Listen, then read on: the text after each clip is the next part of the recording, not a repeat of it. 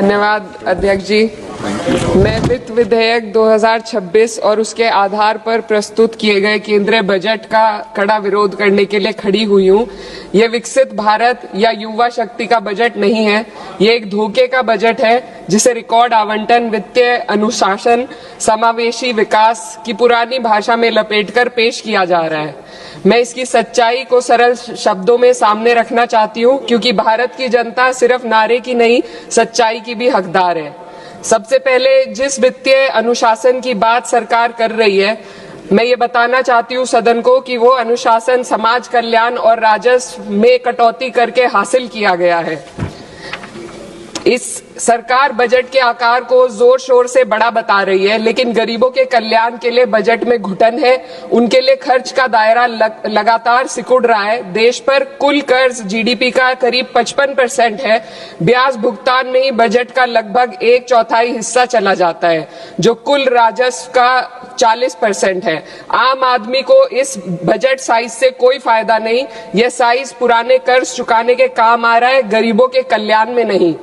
अध्यक्ष महोदय, सरकार ने 2019 में कॉर्पोरेट टैक्स में उद्योगपतियों को छूट दी थी और कहा था कि 30% टैक्स घटाने से निवेश और रोजगार बढ़ेगा।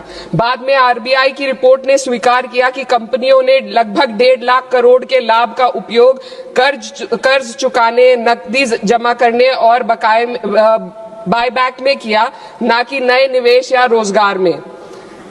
कॉर्पोरेट टैक्स टू जीडीपी अनुपात घटा है, मुनाफा बढ़ा, लेकिन रोजगार ठहर गया है। ऑटोमेशन और ठेका श्रम ने स्थायी नौकरियों की जगह ले ली। आज भी एमएसएमई को कर्ज नहीं मिल रहा। युवाओं में बेरोजगारी बनी हुई है और असमानता लगातार बढ़ती जा रही है। शीर्ष 1% ने विकास का बड़ा हिस्सा अपने पास रख लिया, जबकि बाकी जनता ने अप्रत्यक्ष करों और कटे हुए कल्याण के माध्यम से इसकी कीमत चुकाई है। ये विधेयक उसी कॉर्पोरेट प्रथम नीति को जारी रखता है। ये सुधार नहीं, बल्कि बड़े उद्योगों के सामने आत्मसमर्पण है। पहले भी सरकार एक गलती फिर से दोहराने जा रही है। सरकार उद्योगों को सीएसआर में छूट दे रही है। सीएसआर फंड से जनता के लिए जरूरी विकास कार्य किए जाते हैं। सरकार ने पहले भी कॉर्पोरेट टैक्स में जो छूट देकर निवेश और रोजगार बढ़ाने का वादा किया था, लेकिन इस छूट का फायदा सिर्फ उद्योगपतियों ने कर्ज चुकाने में किया, ना कि देश के अंदर रोजगार या विकास में हुआ। अब सीएसआर में ढील देकर सरकार ठीक वही गलती दोहरा रही है। इससे स्कूल, सड़क और अस्पताल जैसी बुनियादी विकास कार्यों पर फर्क पड़ेगा। इनकम टैक्स और जीएसटी आज देश की कुल आमदनी का 65% है। नौकर पेशी और मध्यम वर्ग आज देश को चला रहे हैं। वहीं बड़े उद्योगपति जो 2015 में 62% योगदान देते थे, आज मात्र 40% ही दे रहे हैं। ये साफ है, उद्योगपतियों मित्रों को राहत दी जा रही है और आम जनता के लिए आफत बढ़ाई जा रही है।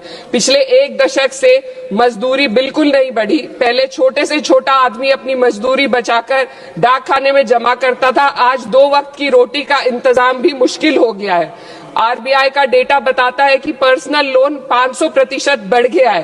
लोग लोन अपनी तरक्की या मकान के लिए नहीं ले रहे, बल्कि रोजमर्रा की छोटी छोटी जरूरतों को पूरा करने के लिए आज ले रहे हैं। इस फाइनेंस बिल ने देश के सबसे कमजोर वर्गों के विकास, कल्याण और रोजगार सृजन के लिए कोई समाधान नहीं दिया। आय बढ़ाने का कोई रोड मैप नहीं है। युवाओं की नौकरियों का सपना टूटता जा रहा है। अध्यक्ष महोदय, देश की अर्थव्यवस्था कई फैक्टर्स पर निर्भर करती है। हाल के दिनों में सरकार ने 2 बड़े ब्लंडर किए हैं, जिनका बोझ आम जनता को उठाना पड़ रहा है। एक हमारी यूएस के साथ जो ट्रेड डील है, और दूसरा विदेश नीति में अमेरिका के सामने जो हमारा आत्मसमर्पण है। खाड़ी क्षेत्र में कभी भारत का रुख स्वतंत्र और संतुलित था, लेकिन आज हमें दूसरों के संघर्ष में उलझकर नुकसान उठाना पड़ रहा है। ईरान अमेरिका इजराइल विवाद में भारत एशिया का सबसे बड़ा नुकसान उठाने वाला देश बना है। चीन सस्ता तेल लेकर अपने नागरिकों को राहत दे रहा है, जबकि हमारे यहाँ एलपीजी और पेट्रोल की कीमतें लगातार बढ़ती जा रही है। ईरान जैसे पुराने मित्र के कठिन समय में हम खुलकर समर्थन नहीं कर सके और आज गैस आपूर्ति के लिए बार बार अनुरोध करना पड़ रहा है। विदेश नीति साहस और स्पष्टता से चलती है। इसको ईरान के शहीद supreme leader Ayatollah Ali Khamenei ji ने अपनी शहादत से साबित किया। 36 साल की उम्र के लीडर ने कभी 56 इंच की छाती का दावा नहीं किया, बल्कि जब जरूरत पड़ी तो अमेरिका के सामने झुकने की बजाय उन्होंने शहादत को गले लगाना पसंद किया। लचर विदेश नीति ने देश को महंगाई और आपूर्ति के संकट की दहलीज पर लाकर खड़ा कर दिया है। सरकार कहती है भंडार पर्याप्त है, तो कीमतें क्यों लगातार बढ़ती जा रही है। अमेरिका के साथ जो हाल है वह व्यापार समझौता भी यही बताता है। आज भारत अमेरिका के साथ $40 बिलियन का ट्रेड सरप्लस रखता है, लेकिन इस समझौते के बाद हमें हर साल $100 बिलियन का आयात करना पड़ेगा। इससे सरप्लस घाटे में बदल जाएगा। इस ट्रेड डील ने देश के किसानों को अमेरिका के अमीर किसानों के हाथों बेच दिया है। अगर ट्रेड डील करनी ही थी तो पहले देश के किसानों को अमेरिकी किसानों की तरह भारी सब्सिडी देते, उन्हें तैयार करते और फिर ट्रेड डील करते। यह तो वैसा है जैसे दौड़ में किसी के हाथ पैर जंजीरों से बांध दिए गए और फिर कहा जाए अब दौड़ कर दिखाओ। हमारे किसानों के हाथ पैर महंगी यूरिया, महंगी बिजली और महंगे कृषि यंत्रों से बंधे हुए हैं। अध्यक्ष महोदय, फाइनेंस बिल पर बात हो और महंगाई पर बात ना हो तो आम लोगों के साथ अन्याय है। आम आदमी के लिए रोजमर्रा के खर्चे महंगे होते जा रहे हैं। एलपीजी, स्वास्थ्य और शिक्षा की महंगाई सबसे अधिक है। सरकार 2025 में महंगाई को 1.7% बताती है।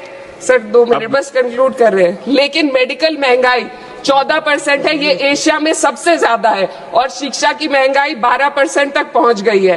कई परिवार अपनी आय का आधे से ज्यादा हिस्सा सिर्फ एक बच्चे को पढ़ाने के लिए या उसकी विवाह करने के लिए खर्च करने पर मजबूर है। पिछले बजट में वित्त मंत्री ने एम्प्लॉयमेंट लिंक्ड इंसेंटिव स्कीम की घोषणा की थी। उम्मीद थी इससे 4 करोड़ नौकरियां बढ़ेंगी। 2 लाख करोड़ का बजट भी दिया गया, लेकिन ये योजना एक भी युवा को नौकरी देने में असफल रही। इसी तरीके से पीएम इंटर्नशिप स्कीम का हाल भी यही है। 1.6 लाख का ऑफर दिया गया। Sir 2 minute. 16,000 युवाओं ने ज्वाइन किया, आधे से ज्यादा बीच में छोड़कर चले गए और अंत में सिर्फ 95 युवाओं को नौकरी मिली। सरकार ने चुपचाप इसका बजट 95% घटा दिया। जब आप हेडलाइन मैनेजमेंट, दिखावा और लोगों को बेवकूफ बनाने के लिए स्कीम बनाते हैं तो उसका हश्र यही होता है। मैं अंत में किसानों की बात करना चाहती हूँ। ग्रामीण विकास और कृषि कल्याण पर देश की पीढ़ी आबादी निर्भर है। इस मंत्रालय का पिछले वर्ष का बजट सरकार खर्च ही नहीं कर पाई। 53,000 करोड़ ग्रामीण विकास और 7,000 करोड़ कृषि कल्याण के लिए बेकार पड़ा रहा। गांव, किसान और मजदूर मदद की उम्मीद कर रहे थे, लेकिन सरकार हाथ पैर बांधे बैठी रही। अध्यक्ष महोदय, इसलिए मैं इस सदन से मांग करती हूं कि इस वित्त विधेयक को खारिज किया जाए। 2019 की कॉर्पोरेट टैक्स कटौती को वापस लिया जाए। सामाजिक क्षेत्र पर खर्च को कम से कम जीडीपी का 6 से 8% तक बढ़ाया जाए।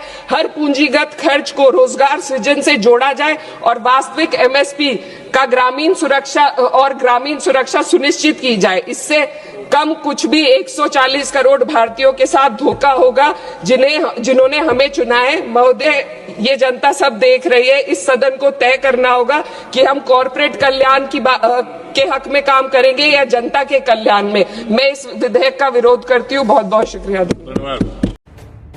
एएचएन न्यूज के यूट्यूब चैनल को सब्सक्राइब करें और बेल आइकन को दबाना ना भूलें ताकि आपको हर नई आने वाली वीडियो का नोटिफिकेशन बर वक्त मिल सके।